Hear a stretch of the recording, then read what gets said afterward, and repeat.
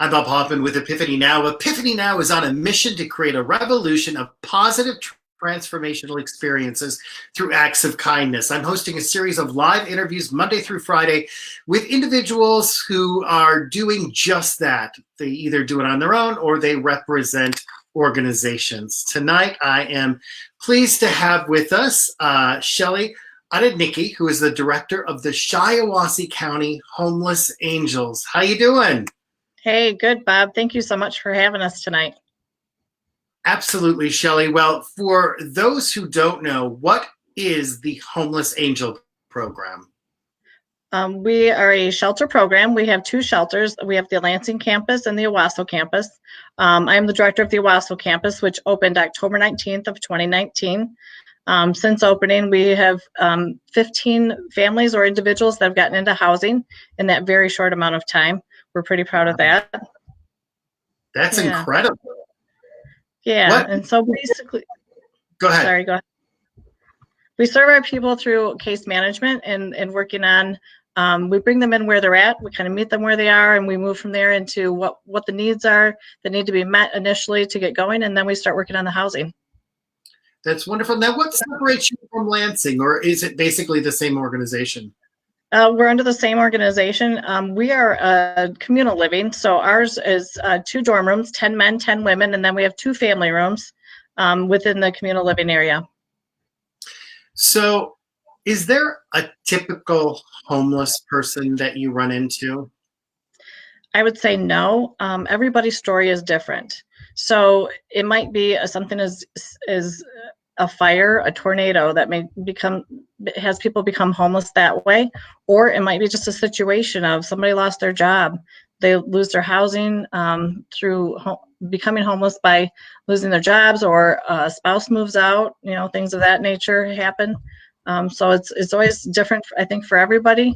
Addiction has been another struggle that a lot of our people have, and that we work through with them through a lot of those through our resources. And how are you funded? We are strictly donation. So we do not take in any government grants. Is what we have found is the government grants restrict us from doing what is really truly needed for our people. And sometimes it doesn't work well. If they have to be outed in 90 days, they may not be ready. So we're recycling the problem. Absolutely. So talk a little bit about your shelter there. It's in Owasso, correct? Yes, it's for Shiawassee County, but we're based right in downtown Owasso, 218 North Park. We have it's staffed by one case manager, and we have 2 nighttime employees that rotate. And then the rest of the time, we have volunteers that are coming in and out to kind of man the front desk, if you will, and help us through our donations and sorting through those in the warehouse side. And they even help us with getting our clients to appointments and needs met that are specific to each client that we have. So how has the COVID-19 pandemic affected you? It's been really challenging. We had such great momentum, so it was hard to see us have to stop in that. But we did take action on the 19th of March. We decided to go ahead and do the stay in shelter at that time. We gave everybody an opportunity to either stay with us if they needed to, or if they had family and friends they could stay with. They were allotted to go ahead and go stay with them. Being that when this is done, they would be able to come back and start where they are, pick up where they were, and keep moving forward. Unfortunately, that was obviously taking longer than we anticipated at this time. But we're working hard still with them, with families that have gotten into housing. We have the 15 households that are out there that we are serving still every week. We are helping with personal care items and needs and food, whatever, in that manner. And then the ones that have stayed with us are still getting all of their needs met too, in a very safe way. And I know that you have a special story of 2 of your volunteers. Tell everyone what they did, because I think this is incredible. So as we were talking about this, one of our main volunteers, his name is Sam Schneider, he came forward and came to the case manager and myself and offered to stay in the shelter so that we could follow the quarantine guidelines of everyone being in shelter. So he went and packed up his things and came and stayed in the shelter for the first 2 weeks, and literally lived there, did not leave. And then we had another guy who is our night shift guy, who stayed at home during those 2 weeks in his own quarantine just to be safe. So they switched out, and they continue to do that now on a weekly basis. So we have somebody there 24 hours a day with them. I myself am not going in there because I'm not self-quarantine, and my case manager does not go in either, but we're there. We text often. We go in and visit through the window and say hi, ask them how they're doing, and we make sure that everything is covered and taken care of. You guys are angels for doing this. And, you know, I asked you before because a lot of people think homelessness only happens in the larger cities. You see it in the small towns too. Yes, we are rural, but we do see a lot of it that kind of goes, I guess, if you will, unnoticed typically. Yes, you might see somebody down by the river that is struggling with alcohol addiction or things of that nature. That is not always the case. A lot of times it might be domestic violence, like I said, loss of employment, a spouse leaves, and then it's a loss of income.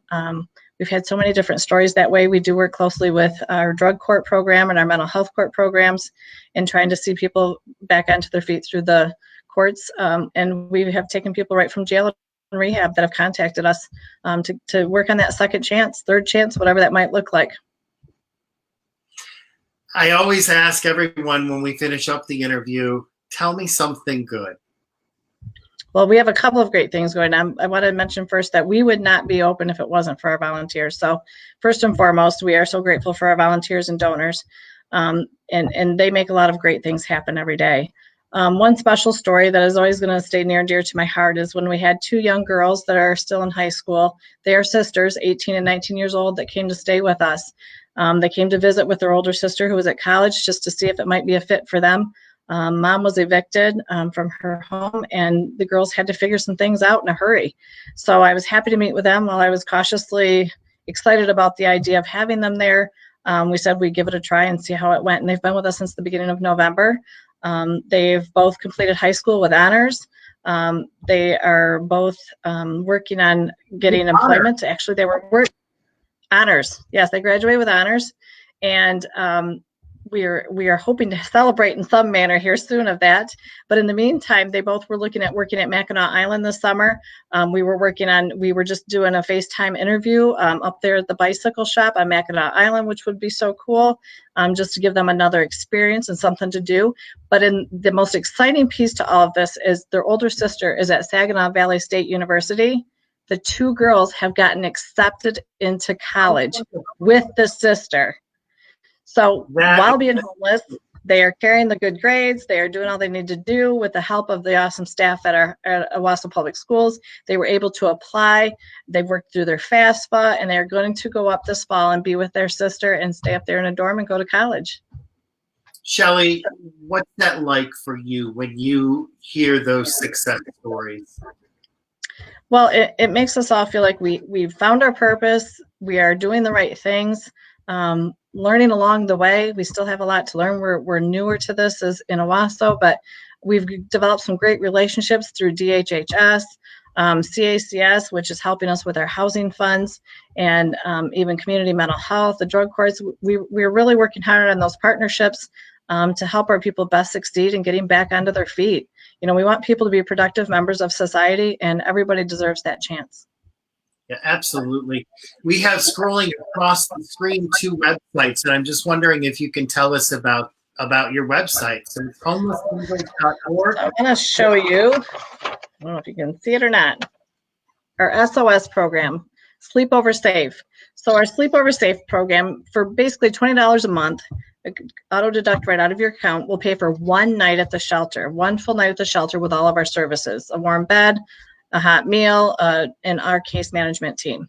So that we think that's kind of a reasonable goal. In Shiawassee County, we have 70,000 residents. If we can get 700 residents to sign up for the SOS program at $20 a month, we will be fully funded.